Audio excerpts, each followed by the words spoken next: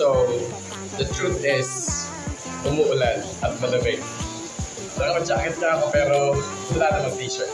And anyway, umuwi ako ng Leyte at sumakay ako sa hindi pa wind. Joke lang. Sa airplane. So, sinakyan ko is Cebu Pacific. Nung nasa plane ako, papunta pa lang ng Leyte, naisip ko na pagbalik ko ng Manila is Pacific, Cebu Pacific pa rin naman ang sasakyan ko, bibili ako ng tumbler. So, here it goes.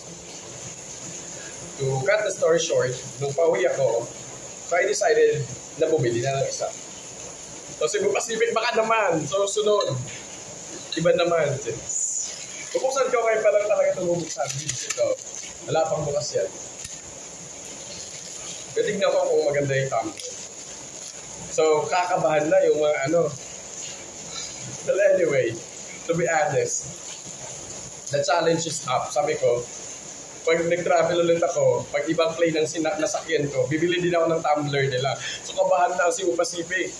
Kasi baka Philippine Airline ako, hoy, i-ready nyo na yung tumbler nyo. Baka naman. At saka, AirAsia, oh my God.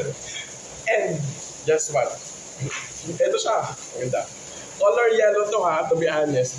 Yellow to guys, dahil sa effect medyo...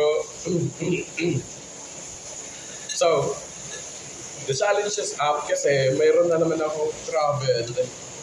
Oh my God, ang ganda. This month. So, sasakyan ko is... wait lang. Ano ba yun?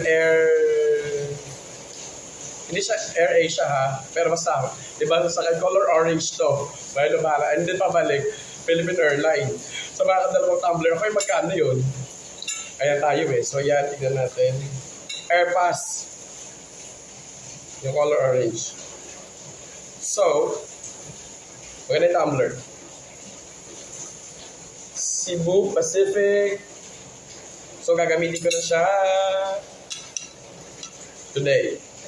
Meron tayong Cebu Pacific na tumbler. Susunod na kapahan na ang Philippine Airline at AirAsia tsaka Airpass. Airpass ba? Basta color orange yun. Yun lang guys, share ko lang. So my first tumbler natin is Cebu Pacific.